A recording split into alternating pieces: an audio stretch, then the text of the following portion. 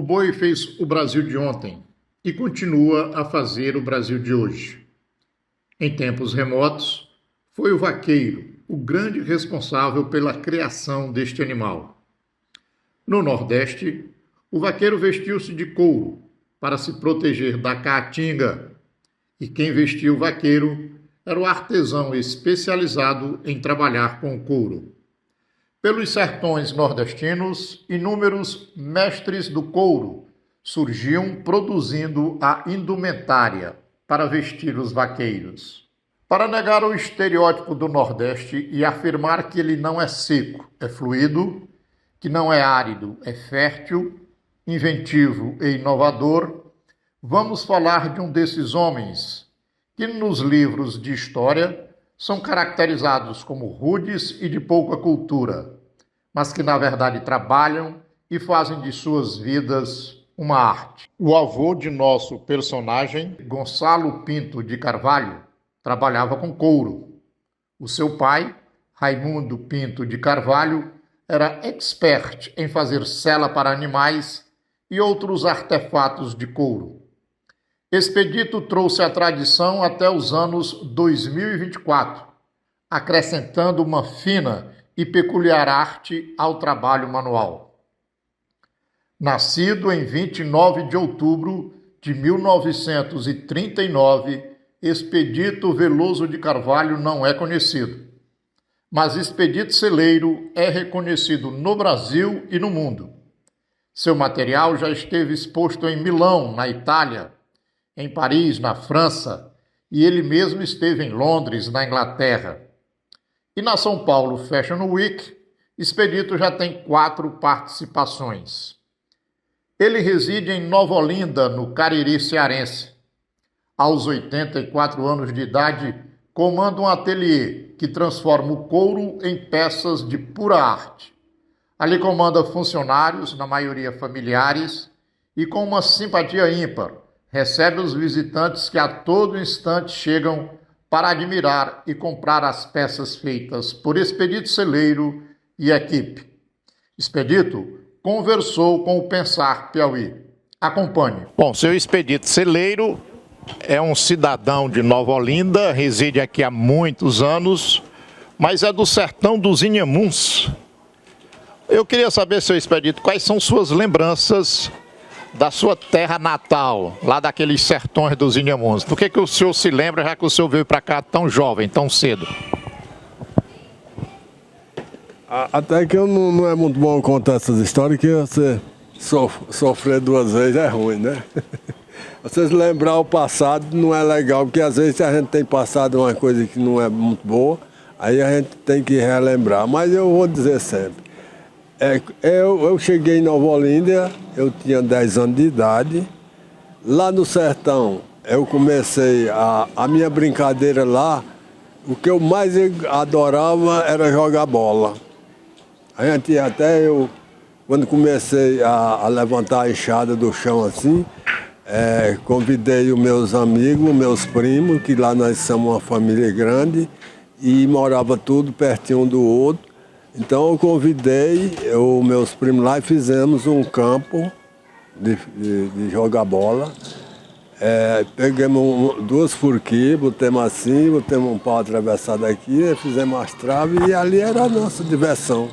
Quando não estava no campo, montando em jumento brabo, em burro brabo, pastorando as ovelhas lá no campo, montava nos carneiros, montava no jegue, era a diversão nossa, a luta lá do sertão. E eu adorava fazer aquilo. Aí aconteceu do meu pai vir aqui para a região do Cariri, veio trabalhar numa fazenda aqui pertinho. E aí quando nós chegamos aí, o negócio foi outra coisa mudada, né? Não tinha aquelas brincadeiras lá, porque aqui trabalhar em fazenda é complicado, era só trabalhar mesmo. Naquela época a gente podia trabalhar, a criança com 8, 9, 10 anos era bom. Propício já para trabalhar. Já para trabalhar, e o que a gente acha bom é isso aí, que você tem que começar novo, porque se tudo que você quiser fazer, você tem que começar você novo, porque depois de velho você não vai mais se acostumar com o trabalho, com nada, né? Tem que começar tudo novinho. E aí você toma gosto com o seu trabalho, se não gostar, começa outro e dá tempo de fazer tudo isso, né? E aí, quando foi em 1958 para 59, meu pai foi-se embora para lá, de novo para o sertão de Nova Russa, porque de lá do sertãozão. E eu fiquei aqui e ainda hoje estou. E o senhor ficou aqui, ainda hoje está e sempre trabalhando com couro. O que significa o couro na vida de Expedito Celeiro? Eu acho que o couro na minha vida é tudo da minha vida, porque além de eu gostar do que eu faço, eu gosto do meu trabalho, né? Porque se eu não gostasse, eu não estou obrigado a ficar na profissão. E também foi o que eu pude encontrar para criar minha família e também ajudar a família do meu pai e também ajudar os meus primos, meus irmãos, meus genros, porque nós somos um grupo familiar, sabe? A gente é um grupo familiar. Aqui todo mundo que mora aqui na Olinda, que não tendo o que fazer, eu trago para trabalhar no couro. E qual é o couro que o senhor trabalha? Couro de carneiro, couro de boi? Me fala um pouco dessa matéria-prima. O couro que eu trabalho é o seguinte, o que a gente hoje pode trabalhar é o couro da cabra, é o couro do carneiro, o couro do boi também. Só que o couro do boi você faz 5 espécies de material, né? Porque você faz a sola, que é a principal para trabalhar com calçado, e depois você faz a vaqueta, que é para fazer a peça do sapato, a sola é para o solado e a vaqueta para a peça, que é a peça original, né? Aí tem a pelica, que faz também a pelica para fazer mais roupa feminina, fazer a parte de colete, essas coisas mais finas que é para as pessoas, para desfile de moda, para novela, para filme, a gente só procura mais as pelicas, que é um couro mais delicado. Do couro do boi faz tudo isso, né? Faz o grosseiro e faz o bem fininho, mais granfino.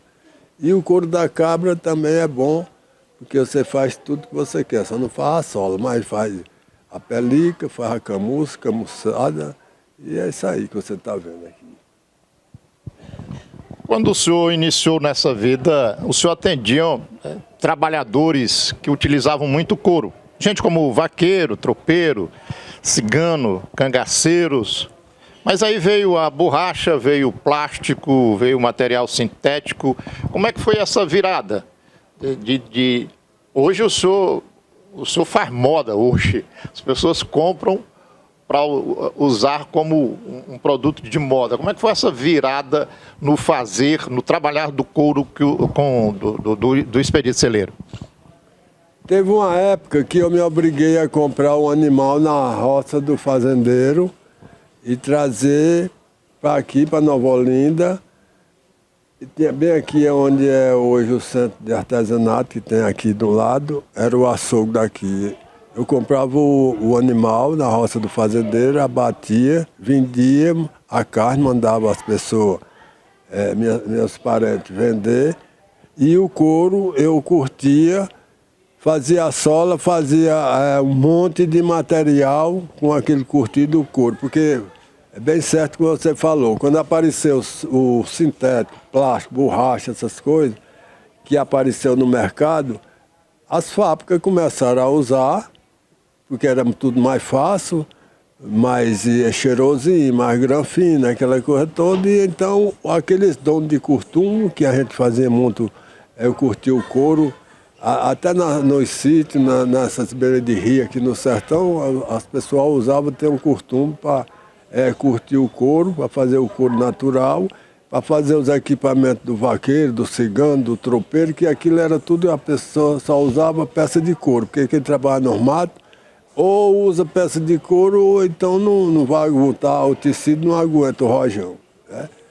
E aí eu me obriguei a fazer tudo para poder fazer o chapéu, o sapato, o terno do vaqueiro, o terno do cigano, do tropeiro, essa coisa toda. Mas quase que eu me lasco para fazer isso. Se eu não tivesse mantido isso, talvez que hoje você não tivesse vindo nenhuma peça dessa aí de couro. Hoje era tudo no plástico e na borracha. Mas eu mantive, sustentei, e os caras hoje me acompanharam, e hoje, onde você chegar, tem costume aí que faz o couro do jeito que você quiser, eles fazem. E a gente está preparado para fazer qualquer peça. Suas peças, elas têm um quê do colorido? São várias cores no material que o Expedito Celeiro faz. Hoje o senhor pode usar produtos comprados no comércio, da indústria, para colorir o couro. Mas no começo não era assim. E no começo o senhor também já fazia peças coloridas. Me fala desse processo de antigamente, como é que o senhor fazia para colorir o couro? Isso é uma pergunta que eu já respondi muitas vezes, sabe? Mas, porque assim, quando eu precisei de mudar o trabalho para fazer a peça colorida, não existia o material suficiente para eu fazer a peça, né? Todas as peças que a gente fazia, e o pessoal também que trabalhava igual a mim, no mesmo produto, com o mesmo material, tudo era de uma cor só, que chama couro cru. É o couro tudo natural. Mas aí quando eu precisei de mudar o meu trabalho, criei um estilo próprio meu, melhorei o trabalho todo, inovei, criei e fui obrigado eu mesmo fazer a tinta para mudar a cor do trabalho que eu ia fazer. Então eu peguei a casca do angico, fiz o couro ficar marrom, peguei a lama do rio ali, do rio que chamam do Rio dos Boião, fiz o couro ficar preto com a lama do rio, o vermelho eu fiz com a base do urucum e o branco adequado da cinza da catingueira. E o azul eu fiz com anil, e aí fiz essas 4 cores, e aí apliquei em sandália, apliquei em sela, apliquei em bolsa, apliquei em tudo. Mas como eu precisava de todas essas cores, para mim poder fazer o que eu desejava, aí eu comecei, aqui no Juazeiro, tinha um rapaz que tinha um costume, eu comecei a mexer com ele, e a gente fazia reunião e conversar, e ele foi indo até que começou a fazer a vaqueta do jeito que a gente precisava, né? O amarelo, marrom, preto, branco, verde, toda cor ele fazia. Então, os outros acompanharam, e então hoje eu não preciso mais. Às vezes eu faço esse processo para mostrar a alguém como era que eu funcionava. Como era que fazia a tinta, com que material era. Mas hoje não precisa mais disso, eu faço o pedido e os donos de costume traz, os vendedores traz e dá tudo certo. Melhorou 100% agora, porque não precisa mais daquele sufoco de estar correndo atrás de material na mata, no rio, para fazer as cores. O senhor disse que essa pergunta o senhor já tinha respondido muitas vezes. Eu vou agora fazer uma outra pergunta que, com certeza, o senhor respondeu muito mais ainda. Tem uma história da sandália de Lampião, que o seu pai... Negão, vem aqui.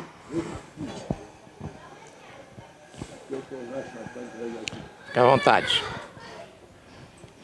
Pegue 2 solas dessa grossa aqui, ó. Dessa batida, sola batida. Aí você corta 2 placas desse tamanho aqui. Você corta primeiro uma quadradinha, do jeito que está essa. E depois você aprega na outra. Aí corta bem cortadinho. E dá... Não moe não, que vai ter que dar uma lixada, viu? Ali no motor, dá uma lixadinha. Que é para mim cobrir ela com outro material para nós fazer a fivela desse cinto aqui. Porque eu não achei nenhuma fivela que desce, tá bom? Olha, que cabe bem aqui. Você pode até...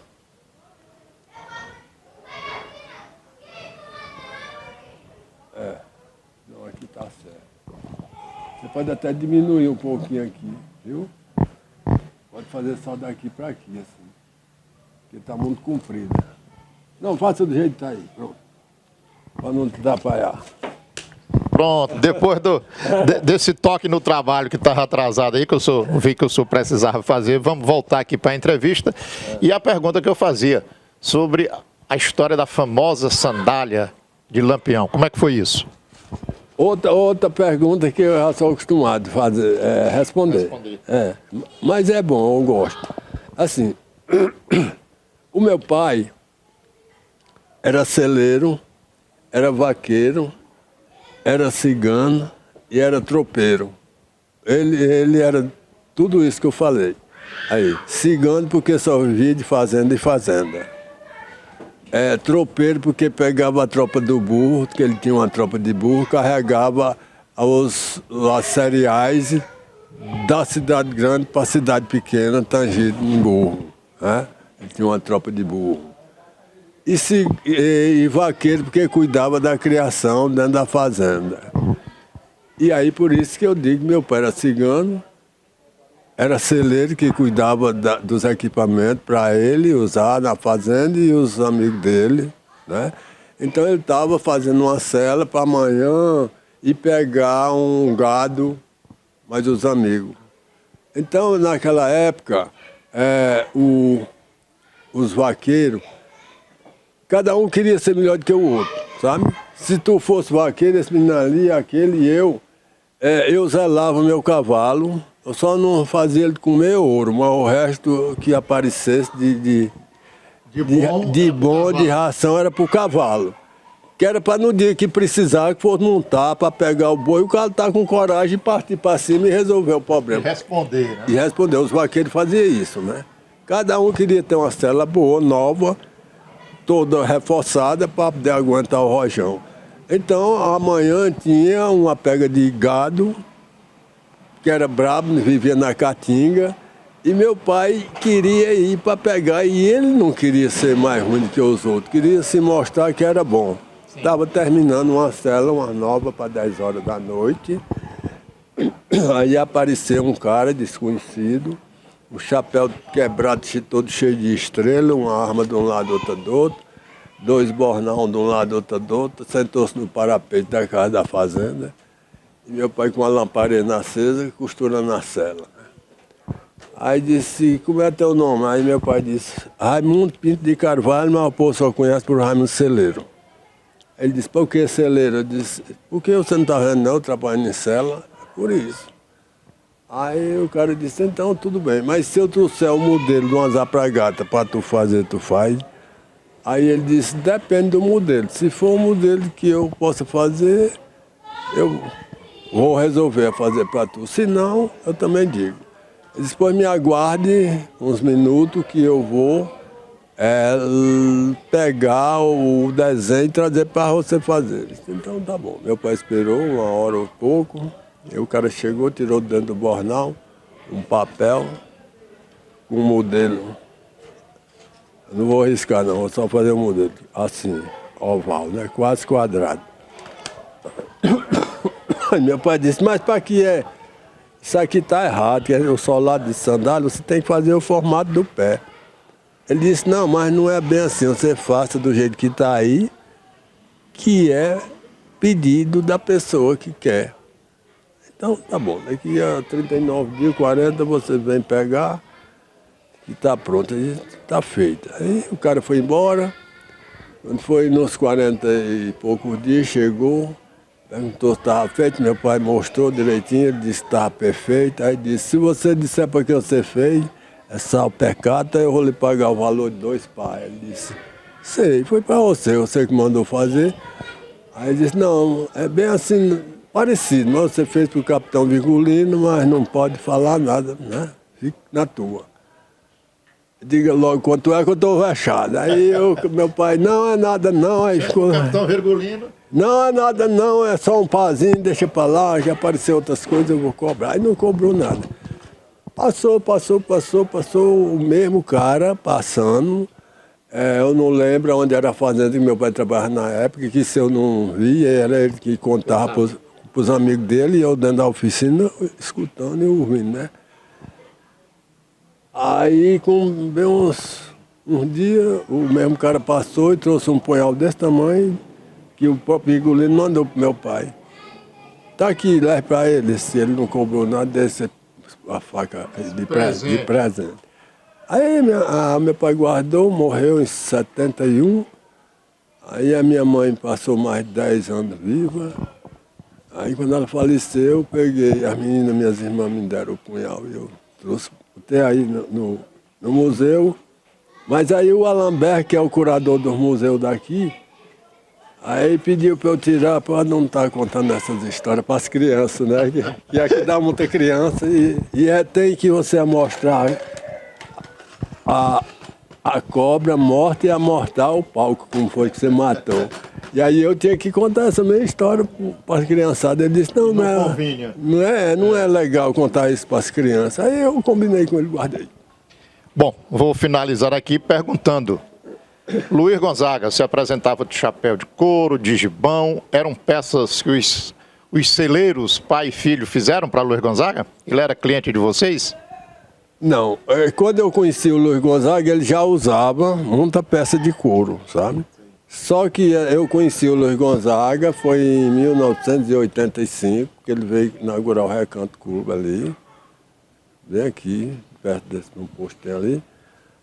Aí foi que ele foi lá na minha oficina, eu estava desse jeito assim, trabalhando, que ele apareceu, mas o dono do clube.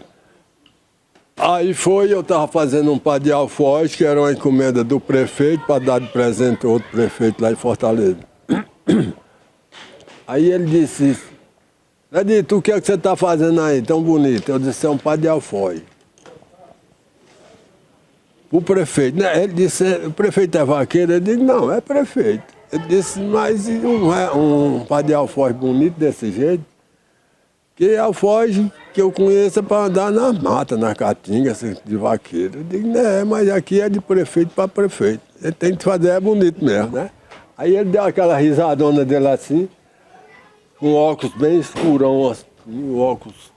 Aí eu olhando para ele assim, ele fazendo a encomenda e eu desenhando aqui. Quando ele terminou de fazer a encomenda, eu tinha desenhado a tampa da bolsa.